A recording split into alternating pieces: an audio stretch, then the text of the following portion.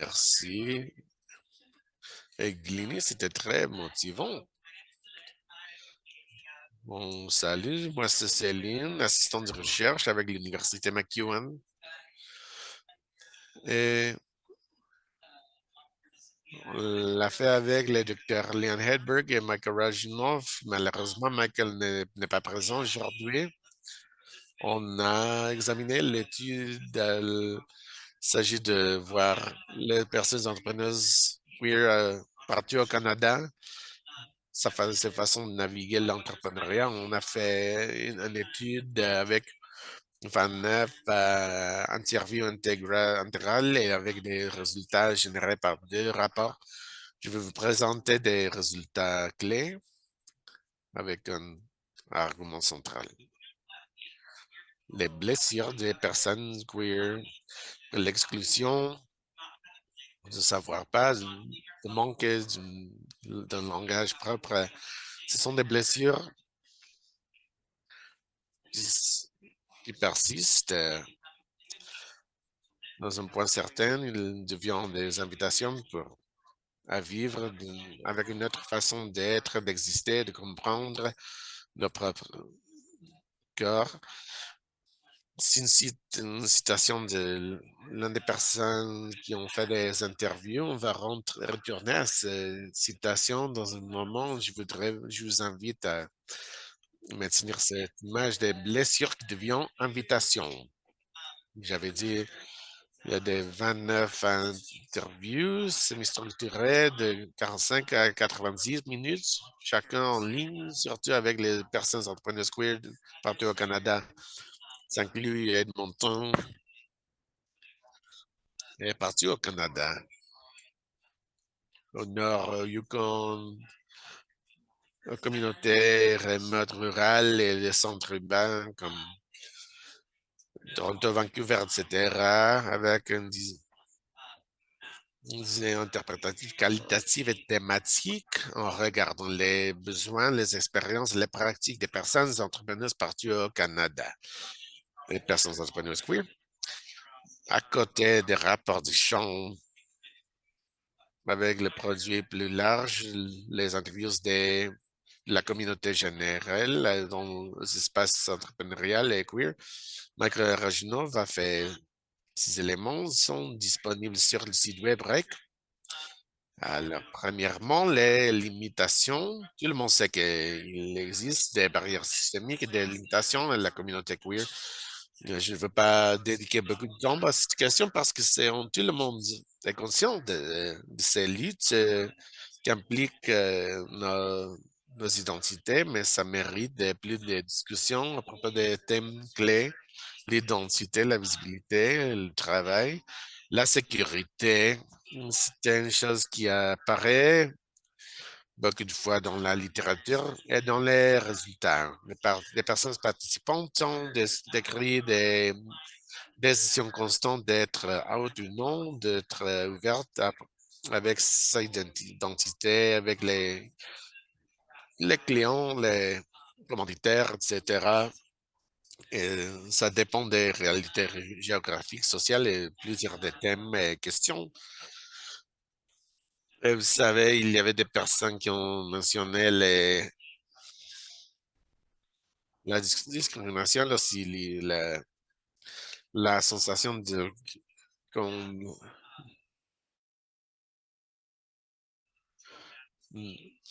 que les personnes ne prennent pas au sérieux, comme des personnes entrepreneurs, le manque des systèmes, le manque de la connaissance pour servir aux communautés queer, même si on fait des efforts spécifiques. Les organismes queer se concentrent sur les questions de logement et la santé, mais sont des éléments importants, mais on manque de l'élément de l'entrepreneuriat. Voici une citation qui capture. Une personne m'a dit que j'avais pas été en contact avec les ressources de la communauté queer. Je savais pas qu'ils existaient comme une personne de couleur, une personne racisée. On ne parle pas des questions avec les familles parce que c'est une question tabou. Ce ne sont pas des luttes individuelles, ce sont des résultats des, des résultats systémiques et pas individuels. Le même entrepreneuriat devient l'attention communautaire par les deux, dans les deux rapports, on a vu les façons variées de réponses des personnes entrepreneuses. Je voudrais mettre en lumière quatre thèmes. La communauté comme l'infrastructure stratégique. La communauté fonctionne principalement comme une infrastructure fondationnelle pour les entreprises et les affaires. La communauté, c'est mon marché. Voici une autre citation. C'est dans la communauté que j'ai eu mes vents, ma position, ma concentration. Notre personne a mentionné que j'ai accès aux ressources, les apports les collègues, c'est un bricolage de s'adapter aux questions, aux affaires disponibles, d'accès, c'est les ressources, euh, depuis de faire, d'essayer des ressources, prendre ces choses qui fonctionnent et geler les autres qui ne fonctionnent pas. Les mar- La communauté, c'est pas seulement un endroit d'appartenance, c'est une source des utiles. C'est la même communauté qui crée les outils, les espaces physiques dans lesquels ces, ces réunions se passent. Le réseau, la famille choisit comme l'infrastructure professionnelle. Une personne a dit, Joe est mon meilleur ami depuis 10 ans. Il a dit, il est tout pour moi. Et voici une autre citation sur à propos du mentorat. Il s'agit de recevoir et donner le soutien, le passé. On l'a vu déjà comme une génération.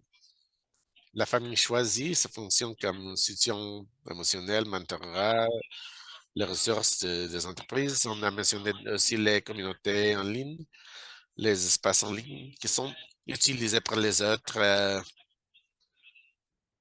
buts. On mentionnait les entreprises qu'on fait sur le site Grindr, par exemple. On utilise la plateforme des autres façons. Et les lignes frontières entre la famille choisie et le soutien professionnel n'existent pas toujours. Il y a plusieurs personnes qui ne veulent pas qu'il existe. La solidarité économique basée sur les valeurs partagées, les valeurs communes. La solidarité des achètes, la solidarité économique, l'inclusion active. Une personne a dit que si une personne de la communauté trans a des difficultés de trouver un job, vous pouvez me contacter. On l'a vu déjà avec presque toutes les personnes réunies. Il faut mentionner des sources de tension. Qui a écrit un mentorat asymétrique. Il a dit que j'ai fait beaucoup, mais je n'ai pas eu l'opportunité de recevoir le mentorat. La connaissance doit écouler librement. Il y avait des personnes qui veulent offrir gratuitement, mais il faut monétiser les choses pour la pression économique. Il existe une tension entre l'éthique et la survivance. Redéfinir le succès, la réussite, c'était central. Quelqu'un a dit que on préfère,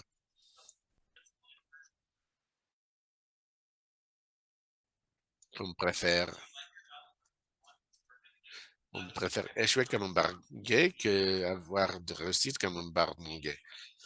La joie quotidienne, la sécurité psychologique sont les métriques clés centrales documenter ces définition de succès. Ces redéfinitions nous exigent une transformation fondamentale de la mentalité. Si le succès s'agit des différences pour les personnes entrepreneurs et les systèmes de soutien, on, ça Bref, il s'agit de écheler la définition, de créer et transformer la définition même de la réussite avec une redéfinition, partir les narratifs, les réussites, les métriques financières, les questions émotionnelles, l'alignation des valeurs et l'impact relationnel. Bref, en conclusion, les personnes entrepreneurs queer ont créé une infrastructure alternative où les solutions antérieurement n'existaient pas. Nos communautés ont euh, créé des mécanismes organiques. C'était pour les besoins, c'était pas une décision et il est très, très lourd simplement pour exister avec sécurité. Je voudrais retourner à la citation. Les blessures des personnes queer d'être exclues, d'être marginalisées, de n'avoir pas un langage propre, de n'être visible dans le monde, ce sont des blessures qui persistent à être ouvertes, mais les blessures deviennent des invitations, invitations à vivre, à exister, à une autre façon d'exister, de vivre dans le monde. On commence avec ces paroles. On avait présenté ces paroles en présent, mais il s'agit de bâtir de nouvelles façons d'exister, d'exister.